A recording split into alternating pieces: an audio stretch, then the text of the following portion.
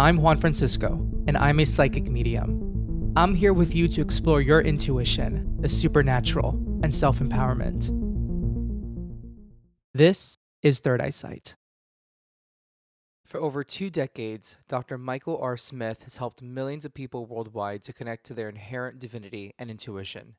He is a shamanic healing practitioner, professional intuitive, and doctoral trained counselor and practitioner of indigenous healing arts, and he's offered a diverse selection of workshops and retreats worldwide, including hosting spiritual cruises, as well as workshops at New York's Omega Institute, the Shift Network, and his annual summer spiritual retreat. He supports empaths in their journey awakening, as well as conducts lightworker mentoring for those who want to become a lightworker and start a spiritual business or healing practice. Michael lives in the redwood forests of Marin County, 45 minutes north of San Francisco, where he offers day-long private in-person shamanic medicine retreats in addition to a large menu of online classes and private online spiritual guidance sessions. We're talking to Michael today on Third Eyesight. Michael, thank you for joining me on the Third Eyesight podcast. It's so good to see you. It's great to see you and great to be here and look forward to the juicy conversations that we're going to have here. Yes, yes. And Michael and I, to you listeners, we met at Easton Mountain, and I've mentioned my experience at Easton Mountain in maybe three podcast episodes ago. And I was part of a mediumship workshop that Michael did that was so awesome. It was a wonderful experience. It is the one that I mentioned in that podcast episode. But Michael, let's start with where you're based and just about what you do. Yeah, I'm in San Francisco. For the last almost 20 years, I've helped people, primarily empaths, connect to the divine. And that's the long and the short of it, and connect to higher intelligence, connect to their own sense of spiritual gifts and power and activate that. And it's just, it brings me a lot of joy. And as the years have gone on, when I started, like, God, I started working when the word like nobody knew what an empath was. And now it's kind of a ubiquitous term. A lot of people know it in mainstream.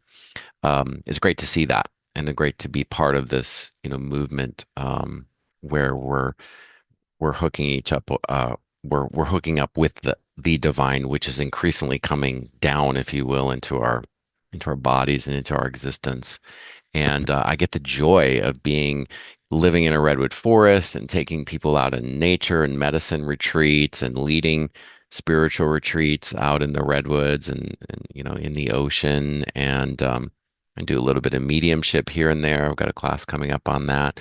Teach a lot of intuition development classes, both in person and online. I have a class called Spirit School where we talk everything woo and you know I'm not a big fan of the word, but paranormal, that kind of thing. And yeah, that's kind of basically it in a nutshell. Cool. And like I said, I can't wait to delve into. I would love for you in a little bit to describe what the mediumship workshop at Easton Mountain was like, and I would love for you to talk about your November event as well. But before we get to that, how did you arrive on this path in terms of like opening up your spiritual business, Mm. or even more important, I think, just how did you discover your abilities or discover that you have this passion for teaching and for doing this practice with people? Yeah, I was always drawn to the metaphysical and the spiritual. I wanted to be a priest, grew up Catholic. And so that really, I mean, and for those of us, like if you're listening to this podcast, you've been around the block, right? And so I'm sure, those of you that are listening can relate to this. I felt, um, you know, that there was the only word that I could use is like destiny. Is like I'm destined to be here. I'm destined to help. I'm destined to be like a priest. And that's really the role that I'm fulfilling right now. And how I got there, the very, very short version of the very, very, very long, convoluted story is that I was miserable. And I was in a job which was like way, way, way, way too left brain for me. I was professor of counseling, teaching people how to be counselors. And I enjoyed the work, but it was just too left brain. So I searched spiritual retreats for gay men, and I found one in Santa Fe, New Mexico. This is 2003, and I was like, oh my God, I have got to go to that. So I was listening to the call and I just felt like a magnet drawn there. Well, the reason was, I mean, it entirely altered the trajectory of my whole personal and my professional life. I met this guy Wolf there, Two-Spirit Native American Indigenous healing practitioner, invited me to come to his sweat lodge in the Lakota ways that he was trained. Even though he's not Lakota by blood, he's Navajo and Ute. Um, I got in that sweat lodge. Oh man, I was like, it's dark, pitch black, water being poured on these fiery, glowing rocks, singing these incredibly sacred songs, my face completely covered in dirt.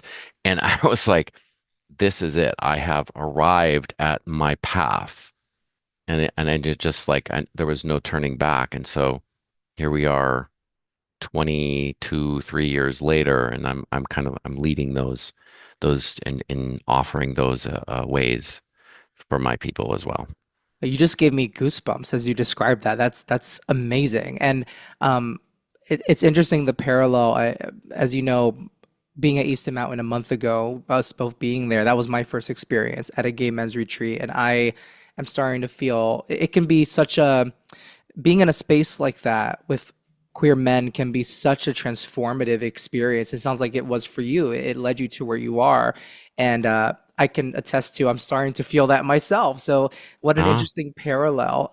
yes. Yeah, yeah. What was your first? So that was that your first gay men's retreat was in Santa Fe? Yeah. Yeah. Great. And how did you? What other gay men's retreat or queer retreats have you gone on since then that you can recommend to our queer listeners? Well, Easton Mountain for sure. There's an organization that I just came back from um, a week ago in Northern California here called the Billies, which is a great, uh, very similar to Easton model, like Heart Circles, sharing talent show. And then there are other weekend retreats that I've done a lot here or there throughout the Southwest. Um, if you're interested in Tantra, Tantra for gay men is a great, they always offer retreats. Um, there's a place in Arizona called the Copper Cactus Ranch where I used to live in Flagstaff. It's actually in Phoenix, which is a great place. So they're out there, and I mean, I just can't get enough of it. And I feel like that's kind of I'm wanting to do more and more of that. I'm asking the universe to bring me more gay male clients. I'm curious to ask you, where do you see, or do you see an intersection between the queer identity and that being a spiritual identity? Because I've heard that talked Yeah. about a lot on a lot of queer spiritual podcasts. I would love to hear, Yes. love to quickly hear, like, what is your take on that? The Catholic Church has got it all wrong. And part of the reason why I'm here on earth and why a lot of us who are in, I'm just inferring that a lot of us who are here as gay men who are fulfilling the role of the two-spirit, which is to be the intercessor, the priest, the oracle, the healing practitioner, the one who can communicate with the divine more easily and effortlessly. That's always been our role as gay men. And and women for that matter as well. Two spirit simply means, and that's an indigenous term, and that's how I identify myself as because it contains the spiritual component. We've been inherently built by the divine with technology, if you will, built into our operating system in how we are energetically and even physically made to easily connect and access energy, other realms of existence, other dimensions. And that's why gay individuals, queer individuals, whatever your term might be, I just prefer the word gay for myself, have always been the ones who fulfilled that role because it's built into our operating system. And do you how have you seen whether in working with gay clients or maybe in your interaction with other gay folks, do you, what how in what ways do you notice that people I guess the best word I can think of is like block themselves from acknowledging that part of who they are. Yeah, because we were told, in Western culture that there's something wrong with us, and nothing could be further from the truth. The indigenous cultures know this worldwide, that we are gifted, that we are here for a reason. We fulfill an important role um, in our community on so many levels. We're trailblazers, we're pioneers, if you want to put it that way, and especially spiritual pioneers. And so the work that I do with gay men in particular, and I have lesbian clients as well, and it applies to all of us, um, is that we have a job to do, and we are the ones who, when I say the word trailblazers, we're spinning a vortex of energy that allows people to be themselves because we have gone through and are going through the journey of unleashing who we really are, voice and all. And I know you can identify that because I see that you've been going through that journey in very little that I've known you, right? And it's a beautiful thing to witness, to see it in you. I'm going through the same journey myself of liberation from what we were taught, that there was something defective about us, something wrong about us. No, exactly the opposite. And now let's just unleash our magnificence into the world so that we can inspire others. I couldn't agree more. I also see that as such a beautiful part of our spiritual journey as gay people, as we are by living our authentic lives and our authentic journeys, we are hopefully setting an example for other people who may not even identify as gay to do the same. Absolutely. I would love to switch gears and ask you like to some 411 basics for people who are listening who aren't familiar with the word empath and what it means. How would you define being an empath? An empath is a person who is exceptionally attuned to the emotions, primarily the emotions of other people. And in 10-20% of the cases, if you will, the mental thoughts of other people, um, the physical energies of other people, and for some, even the spiritual inclinations, karma, past lives, if you will, of other people. So there are many different types of empaths. The one commonality among I happen to think there's around, well, who knows? I don't even want to put a number on it anymore. There's like anywhere from 4 to 13 different types of empaths, but those are basically the different subcategories: mental, emotional, physical, spiritual. And the commonality is that we're just attuned to the emotions of other people and we feel other people really, really deeply. Is being an empath something that someone like being an empath something that someone is born with, or is that something that everyone Mhm. can grow into? No, no, we're born into it. It's not something you can teach. No, you're not going to classes on how to be an empath.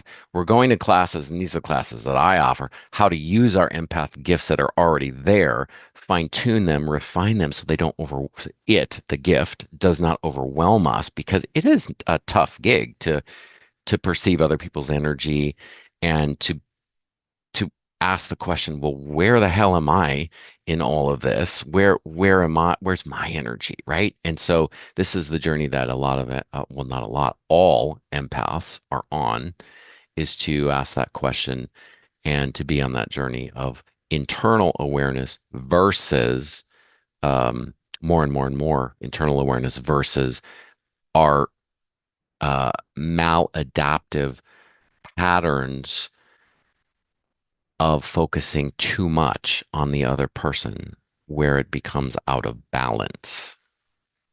Right, that makes complete sense. And you mentioned earlier that I think especially since I feel like 2020, maybe everyone was just at home and just things boomed in woo-woo world. Like I feel like so Hmm. many more people, like myself, I rediscovered, I like to say rediscovered. I feel like they never were not there, but I rediscovered my abilities during 2020, 2021. And so with that, when I started really delving more into that on social media, I started seeing the word empath more and more. And so I would love to ask you, knowing that's a very commonly used term these days, what do you see is like what are we getting? What are folks like on the internet, social, with that being such a huge term these days that is used? What are folks getting right about it, and what are things you see are like, Hmm. maybe we're going about this the wrong. Maybe people are misunderstanding what being an empath is. Well, here's what's coming up when you say that is that there's a tendency always, and I don't know if this is necessarily anything unique to this modern era that we're in, is that sometimes we can there can be a very subtle and nefarious like victim mentality. Oh, I'm an empath, therefore I must suffer. I must be at the mercy of everyone else's energy. And that's been there from, I mean, the word, I mean, as in the West, the term was first coined in my understanding from like the Star Trek TV show where it was science, it was considered at the time in the 60s like science fiction. Well, like a lot of science fiction, it becomes reality because science fiction is so very tuned into the collective truth of collective consciousness and higher consciousness. So here we are, 2007 when I get started shifting from counseling to spiritual mentoring for empaths. Not a lot of people knew what an empath was, and yet there was still this insidious little victim mentality. And on the opposite, the victim mentality is one polarity. I'm a victim. I, I'm therefore I'm going to give my power away versus oh, I'm an empath. So I'm totally amazing. I've got like superpowers and I'm like a hero and where it's also both of them born of the ego. You on this other side, people tend to play it up. Some people can and very inauthentically, and some people very darkly, narcissists can pretend to be an empath who actually aren't empaths because they feel that there's a status associated with it. So we got to be very, very careful and aware about both of those trends. That's a really, really great question. I love the question. Well, thank you. It comes from seeing on social media some posts like on Instagram threads or somewhere where it's like, I'm an empath, so like reasons to not get over my ex, I'm an empath. Just like it's like people Yeah, using it right. as I used to be right from a victimhood Yes, mentality. exactly. And I was gonna say like it sounds like the way you work with your clients is I was gonna use the word superpower, but I also get what you mean that not letting it get to the ego, like using it as a Yes. tool, right? Using this You this can say the identity. word, yeah, like so superpower, it is a superpower, but it depends on how you use that word. You can use the word superpower, okay, connected to the divine is a superpower. Yes, when it's used with humility and from the right place, right? Yeah. Right. So, yeah, I get what Otherwise, you're it's the saying. making Yeah. of a cult guru, which we do not want. um, and you mentioned there are 14, right? 14 different types of empaths. So I on your website, I took this really fun. It was like a quiz to find out what kind of empath you are, and I came out as I'm gonna mispronounce it. Heyoka. Yeah, Is you got it. That's right. Heyoka. So now Hmm. you mentioned there are four: the mental, spiritual, physical, and emotional.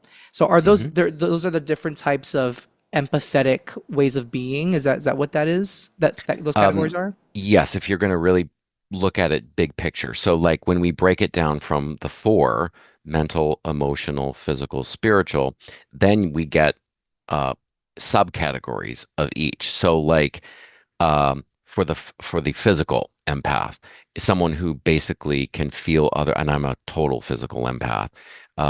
I can feel other people in my body, and for those of us who are physical empaths, we're the ones who we get like head, like right now it's happening. Like I'm getting head to toe rushes of energy, um, chills, goosebumps, this type of a thing. And some people would also add a specific category, healing empaths. So physical empaths are designed to transmute energy to uh, up level it, if you will, and use our gifts to clear energy. And that's why a lot of us are healing practitioners who are empaths. I'm a energy healing practitioner. I don't use that term anymore, but it's what the divine does through me. And so that's why when I have client sessions, my clients always leave the session lighter, clearer, physically feeling way better than they did at the beginning of a session because a physical empath is almost always could be considered a healing empath. And then you have like the mental and the spiritual kind of combined. Everything overlaps, right? So then we have claircognizant empaths, intuitive empaths, and the point here is that you're going to recognize yourself, those of you who are listening, in many of these labels. Um, and so we're the ones who are mediums and spirit communicating with spirit.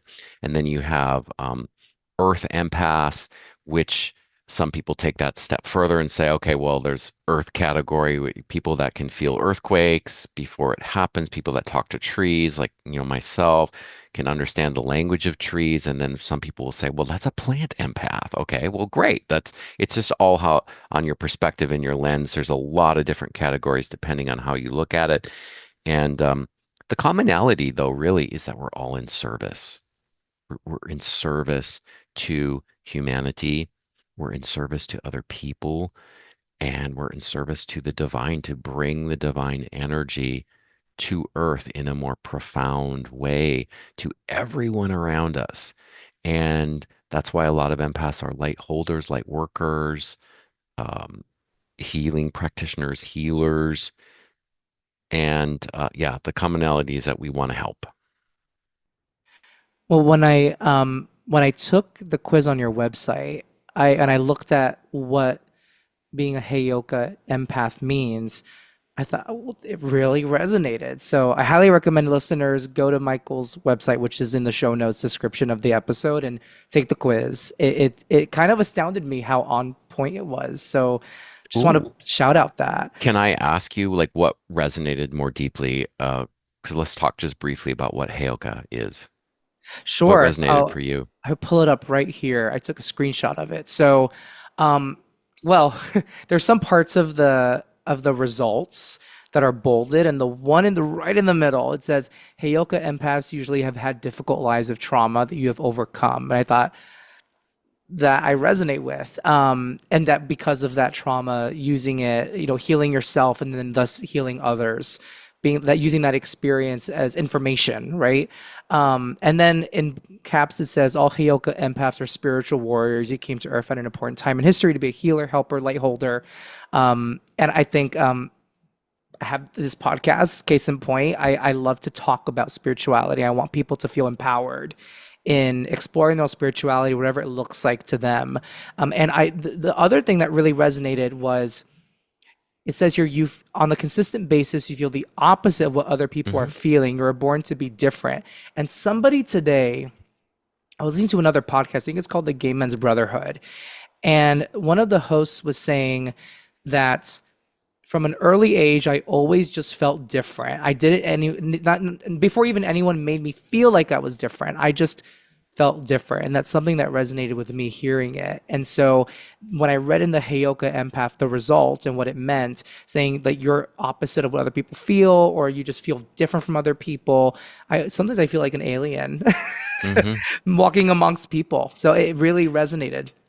I'm glad to hear that because there's so much validation in being understood. And this is an appropriate use of labels. I got out of the counseling field because I could not tolerate diagnosing people and slapping them with labels that were, I felt, doing more harm than good in many cases. Here's an example of a label that is a Lakota of the Lakota word, a culture that I've been invited into to participate in as a white guy. And kudos to my medicine elders for doing that and trying to heal the circle and mend the hoop, so to speak.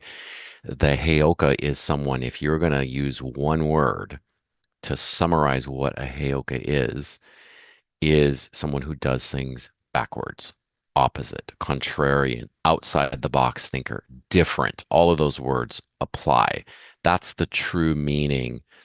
Um, if you could translate it into the original role that a Heoka fulfills in the Lakota tribe, it is a medicine person. Now there's no Heoka empath term in Lakota, but because of what's going on, we're tuning into the collective field, and somehow their Heoka empath became a thing.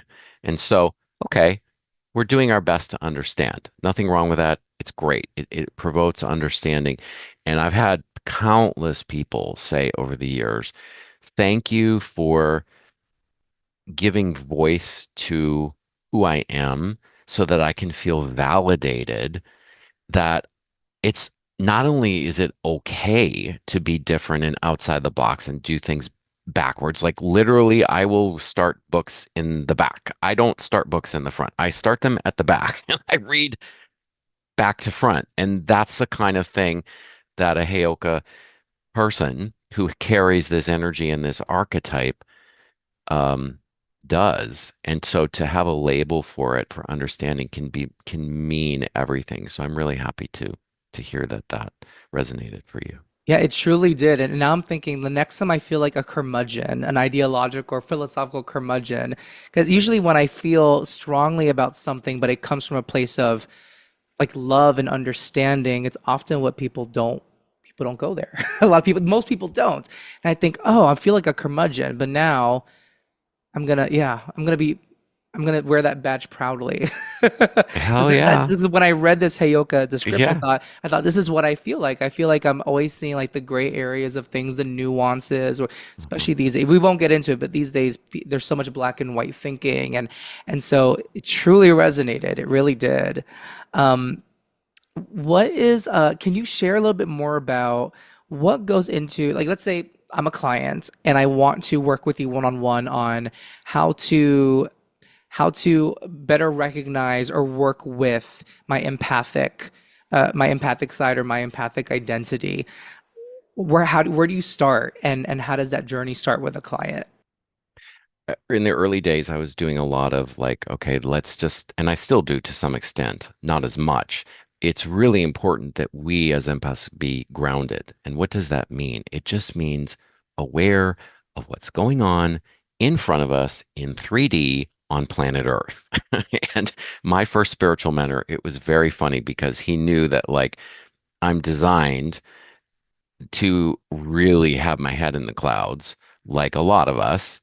And and so it takes a consistent focus for empaths, especially empaths that are the spiritual empaths, to get grounded. So that's number one. I mean, I always look for that. All right. Where are my clients on that journey? And some already have that mastered. If great. Okay. So if you've got that mastered, then we move on to to the next, what's important. And that is to usually for most people, how do I well, this would be the middle stage, I guess, so to speak. How do I stop being drained and stop saying yes and people pleasing? Because I came here to Earth to help. So I want to say yes. I want to say yes. I want to help. I want to help. But how do I do that in a way that I don't drain my energy by saying yes to too many other people when I really want to say no? So we got this dynamic going on among every empath that I've ever met. We need to protect our energy, not by shielding and bubbling, which is fine if it works for you. I've just never found it. It doesn't work for me. It doesn't work for most of my clients. It can temporarily be helpful, but how do we really protect our energy is we have an internal awareness of what's really going on inside. Do I want to say no? Yes. Can I give myself permission to say no? Uh, maybe, maybe. So the work that I do is just basically getting my clients in the middle stage to start thinking about, okay, maybe you could, how can you truly protect your energy by carving out time for yourself, exercising, preserving your time, your energy, the demands that are on you. Okay. And so we work with that. And then the late stage, if you will, is those who are ready to be light workers and wanted to share the gifts out in the world. And I work with a lot of clients and I mentor a lot of clients for their businesses, for light worker businesses, to get their businesses off the ground, to get them running smoothly.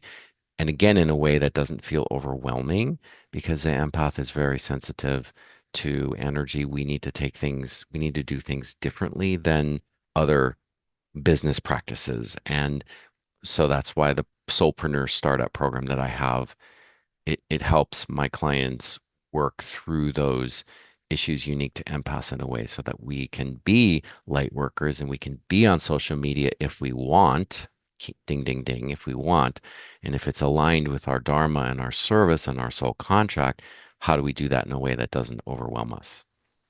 I so admire that you start your work with your clients with grounding and getting having that balanced approach to.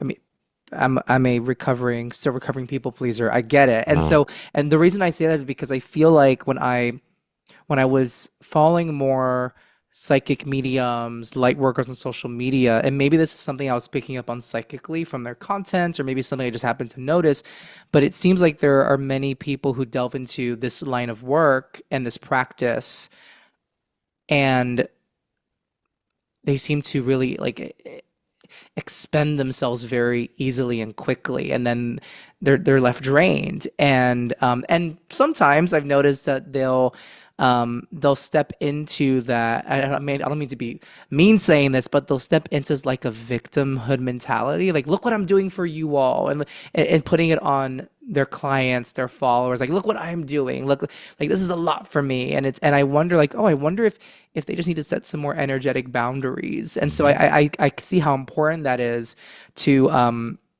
to set those firm and healthy and self-loving boundaries, because it's so easy, especially for us recovering people pleasers. It's so easy for us to be be of service in a very unbalanced way, where Yeah. we have no energy left for ourselves or for other things that we need to attend to. Yeah, yeah. Yeah, and you're very good with boundaries. Like, you started the interview like we want to get right to it, and I sense that about you. And that's a perfect example of health, of being able to maintain your energetic mental health.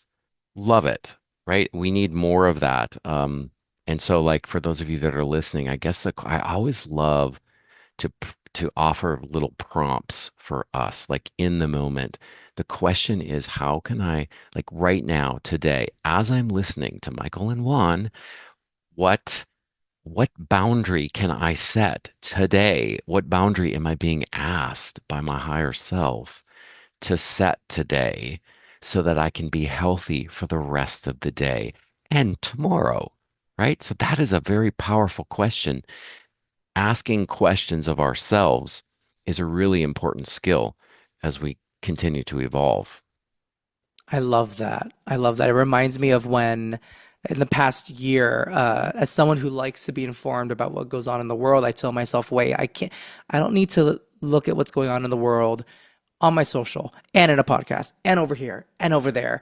Why don't I just choose one thing where I'm still feeling informed, but I'm also protecting my energy and not feeling overwhelmed? And whether it's social media use or the news, or it's there's some newer conversations happening in the last couple years about when we I forgot what it's called, like when we over overwhelm ourselves with like self-help podcasts and books, when maybe we just need to look inside us a little more and look at it, like see where our own compass is leading us.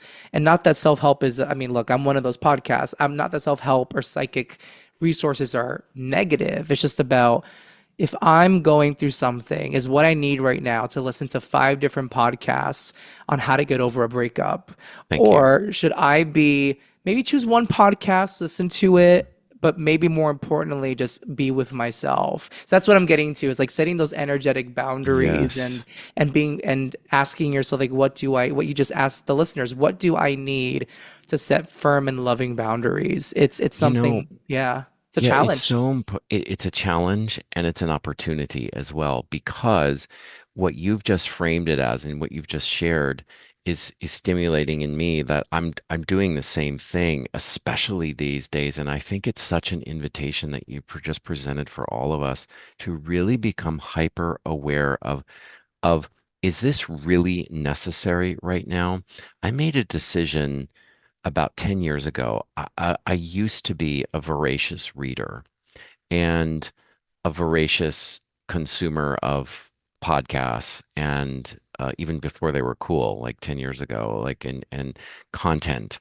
And I decided, no, I'm going to stop reading books. Um, I'm just going to let that go for a while. And it's been 10 years. And I actually was one of the best things I ever did. Now, ironically, I'm getting to the point where now that I'm writing my own book, I'm feeling my third book, the new one, I'm feeling a need to re-engage with podcasts and re-engage with books again. And and I'm feeling those juices being turned back on. And the larger point that you're making is, especially in the world that we're in right now, because I have this desire, and as many of us do, to engage with news and content and social media because it's of the positive aspects. Like it helps us grow our thinking. It really does. And that's what I'm looking for. I also am very aware that because the news and the vibe right now is so challenging for sensitive people with so many difficult things and conversations happening and wars and politics is cuckoo, we have to be really extra careful about what we engage in. So I've really pulled back from the news, and I encourage all of us who are listening to me, play a little game with yourself. All right, play a game with yourself, but do a little experiment over the next 24 hours if you feel so called, or sometime soon, where you just disengage from something that you normally engage in and watch what it does to your energy. You'll feel 1,000 times better, most likely. Yeah, while we were in, and I do this once in a while we were in Easton Mountain, I had blocked all my social media apps. I think all my social media apps while I was there, and I blocked it so that for me to unblock it, this is not an advertisement, but there's this little device called the brick.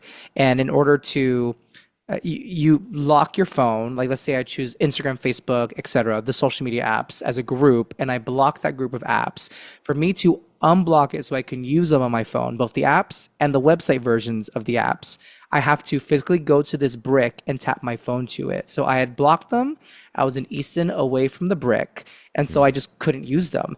And it really reminded me just how these are all stimulants, right? And we live in a culture where the scarcity, this feeling of like a scarcity of information. We need to know everything right now. We need to see what people are, what steak someone ate, or what sunset they saw, where they're vacationing, and those are all lovely things. And I love cat videos and dog videos as much as the next person, but it's like our brains, our beings were not built to have to intake so much at once, or to hear the same or read the same headline over and over and over again. I think, like to Yeah. your point, there's a difference between being informed versus um, being overstimulated.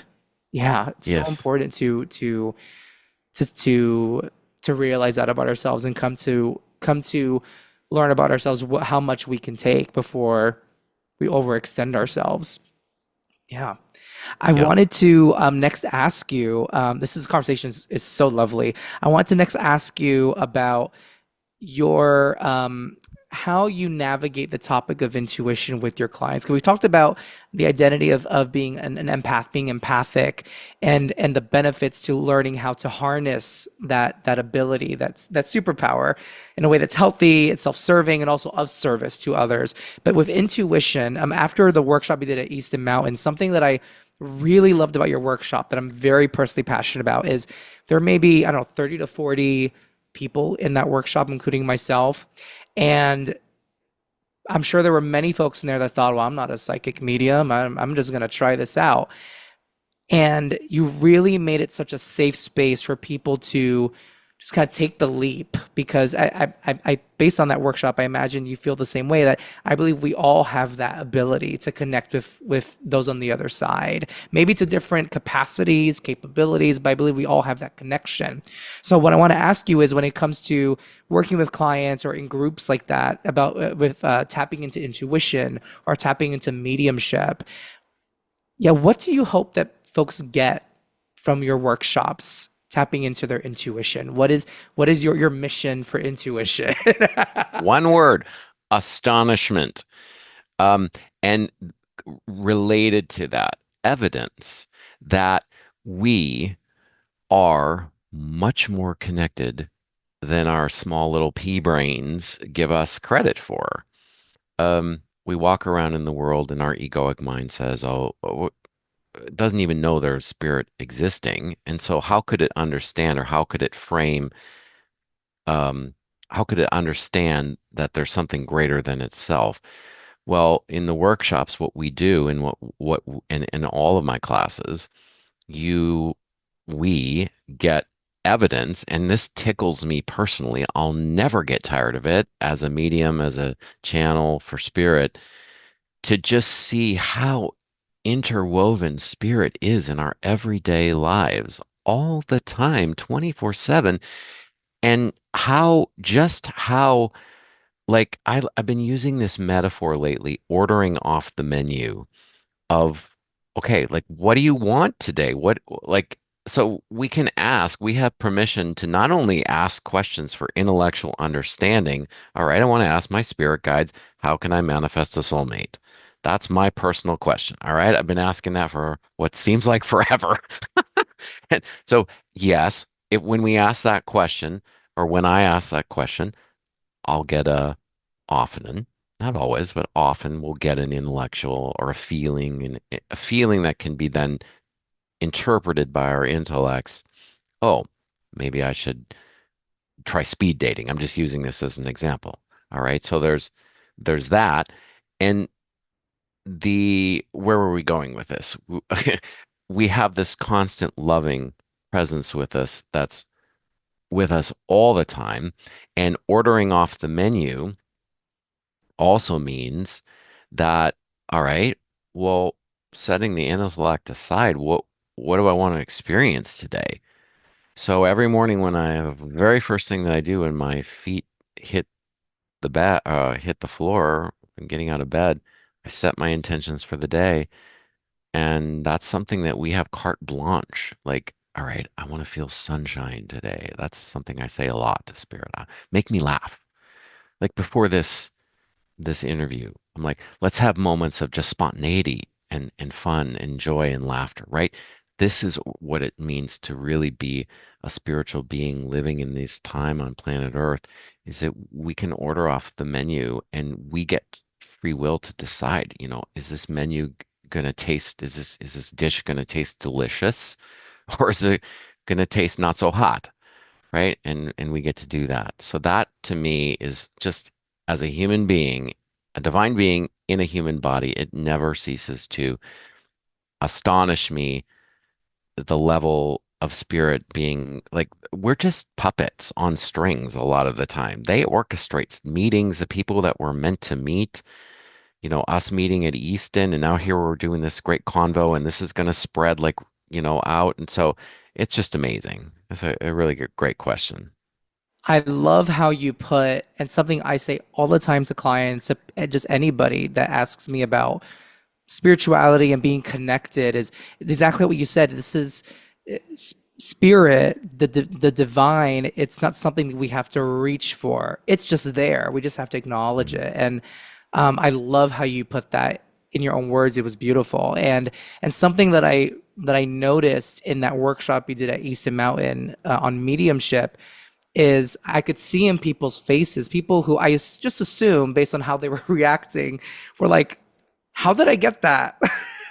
And it just showed them that Right. they can Yes. access this side of themselves. And I have to say, I told you this at Easton in person after your workshop, um, that when you were sitting there, we were all sitting on the floor, most of us. You were sitting there, and as I was looking at you, I saw you with my mind's eye just glowing, and I also I also felt like you were kind of like working as a conductor of the energy, and I could Hmm. feel it, and it was so tangible for me, and it was just such a beautiful experience. Um, yeah. Wow. Yes, conductor is the right word. That's I hadn't ever. I don't think I've ever thought of that. It's a beautiful reflection because it's exactly it lands. It's exactly what I do and what many of us do, and is to just and it's really like being a conductor is really simple. It's not a difficult thing to do. We just create. I created that workshop in my intentions ahead of time. I saw it happening, and this is how manifestation works. It's easy actually when it comes down to us. And this is the message of Christ, not in a religious sense, but what he taught was, you know, um, which is what Christ taught is what all spiritual traditions teach, is that it's really simple. Um, choose, make a choice, believe, faith, trust, belief, all related. I saw that workshop before it happened as I see all the results from clients that I hold space to. And this is one of the things that I people sometimes don't understand about my work is that the session that I have with you is just the tip of the iceberg. So the way that I work is I work with you in advance of the session and uh, after the session, the clients that sign up for more intensive mentoring packages with me, the session is just the intellectual understanding. What I really do is I help open doors as an intercessor is the word that I see things and I believe things for you that will happen that you're wanting to create in your life. Um, and then they're more likely to happen because you have someone holding space for your visions, amplifying your intentions, even when you don't necessarily believe it. So, Wow. yeah, That is so I'm just thinking of being that person to sit in that energy for the client across from you, and even if they may not recognize their power, like you are recognizing it with the intention of for them to then recognize. That is just so beautiful. Wow. Wow. I think that's a really wonderful note to end on as we wrap up. I would love for you to share with listeners where they can find out more about you and where they can find out more about your November event. yeah, empathconnection.com. Is my website, empathiconnection.com, and you can take the quiz. Encourage you to take the quiz there. That'll automatically put you on my mailing list, and you'll get my weekly messages about all of my offerings. And the class that's coming up here that I offer usually once a year is the mediumship class. It's designed for all levels. We have no problem working with beginners, no problem working with intermediates, and no problem working with advanced mediums. It's a class that works for wherever you're at, and you will, just like Juan was mentioning, be and my intention is to have you be astonished and amazed and have you have those aha moments and revelations, one of my favorite words, that just how gifted you are and how in tune with spirit you are. So that's the mediumship class that's coming up in November as the next cycle. I do spirit school, I do personal retreats, and you can all find that all out at empathconnection.com. Wonderful. And whatever you're comfortable sharing, is there any sneak peek or peek into what your third book is about or a theme that's resonating with you as you write the third Yes. book? Yeah, it's well, I don't get to choose the title. I'm going for a publisher this time, self-published the previous two. And this one, if I get to choose the title, it would be like how to become a human god or how to, basically that's the theme. A lot of people don't like the word God, so I think I would use something a little bit different, but basically that's the theme, how to be in a human body and also a divine being that is weaving energy, creating miracles, creating magic, while still in a human body and walking the earth and having a seamless integration and fusion of both our 3D human selves and our 5D spiritual selves. at the same time. That is so exciting. Well, can't wait to get my hands on that book when it comes out. But Michael, thank you so much for your time. This was really a lovely conversation. I Thank appreciate it. you. Enjoyed it so much. Follow the podcast and please leave a review. If you want me to talk about a specific subject on the podcast or you have a question for the podcast, go to juanfranciscospirit.com and go to my contact page and submit that question.